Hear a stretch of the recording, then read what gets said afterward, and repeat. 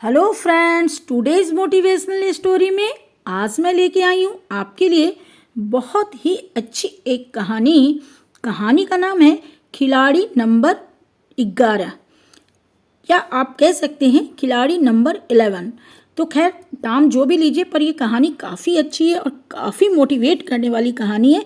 तो चलिए मैं कहानी शुरू करती हूँ।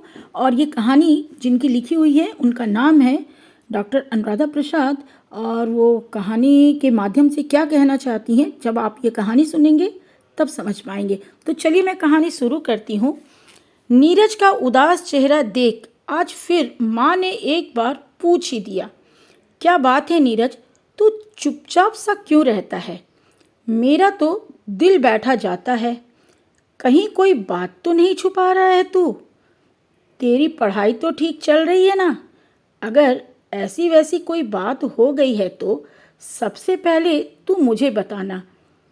नीरज माँ के इतने सारे प्रश्नों की बौछार से विचलित तो जरूर हुआ, किंतु मन की व्यथा को थामते हुए उसने माँ को विश्वास दिलाया कि वो बिल्कुल ठीक है और उसकी पढ़ाई भी ठीक चल रही है। किंतु नीरज का व्यथित मन अंदर से रो रहा था कि इस बार भी क्रिकेट के इंटर स्कूल मैच में उसका सिलेक्शन 11वें खिलाड़ी के रूप में हुआ है। कितनी मेहनत करता है वो तीसरे चौथे नंबर पर ही सेलेक्ट होने के लिए। यानी कि यहाँ पे नीरज ये नहीं चाहता है कि वो पहले नंबर पे ही सेलेक्ट हो। वो तो सोचता है कि कम से कम तीसरे नंबर चौथे नंबर पर भी मेरा सिलेक्शन हो जाए। पर हर बार उसकी कोशिश असफल हो जाती है और कैप्टन रोहित के साथ उसके सभी दोस्त उसका मजाक उड़ाने में कोई कसर नहीं छोड़ते हैं। 11 नंबर पर सेलेक्ट होने के कारण कई बार उसे बैटिंग करने का मौका नहीं मिल पाता है। ऐसे में वो या तो मैच में फील्डिंग करता रह जाता है या फिर विकेट कीपिंग। इसलिए इस बार नीरज ने अपने आप से कहा, क्या पता कभी मैं क्रिकेट में अपनी कोई खास जगह बना पाऊंगा या नहीं, या फिर इसी तरह आखिरी नंबर के खिलाड़ी के रूप में मेरी पहचान रहेगी।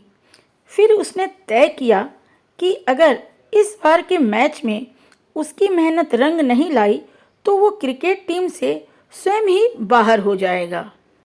फाइनल मैच का दिन आ ही गया।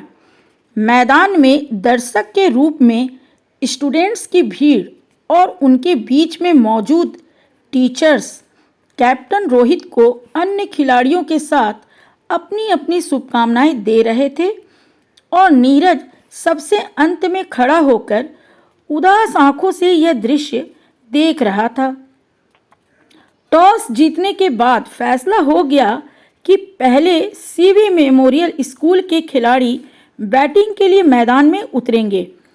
पूरे जोश के साथ क्रिकेट का मैच शुरू हुआ और नीरज के स्कूल के खिलाड़ियों ने कुल 195 रन पर सीबी मेमोरियल कॉलेज के सभी खिलाड़ियों को आउट कर दिखाया। रोहित के कैप्टनशिप में सभी खिलाड़ियों के खेल प्रदर्शन से कोच राघव सर को ही नहीं बल्कि पूरे स्कूल को यकीन हो गया कि उनका स्कूल यानी कि सरदार वल्लभ भाई पटेल स्कूल ही इस वर्ष भी ट्रॉफी जीतेगा। लेकिन ये क्या हुआ? जब सरदार वल्लभ भाई पटेल स्कूल की टीम ने खेलना शुरू किया तो पहले बॉल पर ही कैप्टन रोहित आउट हो गया और उसके बाद के 8 खिलाड़ी भी किसी तरह से 192 रन स्कोर कर पाए। राघव सर के साथ साथ रोहित को भी तनाव व निराशा के अंधेरे में घिर चुका था, क्योंकि उन्हें जीतने के लिए 4 रन की जरूरत थी और बॉल सिर्फ एक ही बाकी रह गया था। यानी कि मैच एक बॉल 4 रन के मोड़ पर आकर खड़ा हो गया था और उनके पास उनका अंतिम खिलाड़ी नीरज था, जिसके ऊपर जीत का सपना देखना सबकी नज़र में मूर्खता की बात थी। फिर भी खेल को अंत तक तो खेलना ही था। यह सोचकर बुझे मन से राघव सर ने नीरज को मैदान में बैटिंग के लिए उतारा, जहां स्कूल के सभी स्टूडेंट्स, टीचर्स, कोच, कैप्टन सभी के मन में घोर उदासी छाई हुई थी। वहीं नीरज के अंदर एक नई ऊर्जा का संचार होना शुरू हो चुका था। उसे इस वक्त अपनी माँ की कही एक बात याद आ रही थी कि जीवन में ईश्वर सभी को कुछ पाने का, बनने का या फिर जीतने का एक मौका जरूर देता है। अगर इंसान उस मौके को पहचान ले तो बात बन जाए। नीरज को महसूस हुआ कि आज शायद वही मौका है जो ईश्वर ने मुझे दिया है।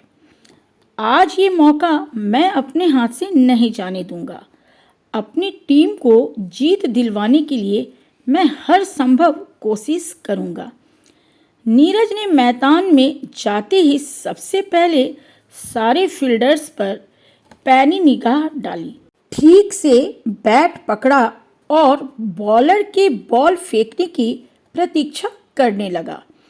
जिस अंतिम एक बॉल पर जीत और हार टिकी थी, उस बॉल का सामना नीरज ने हिम्मत से किया और कुछ ही सेकेंड के बाद पूरे मैदान में एक साथ आवाज गूंजी, चौका।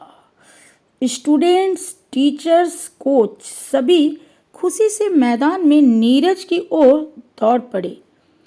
टीम के खिलाड़ियों ने जीत के जोश में नीरज को कंधे पर उठा लिया।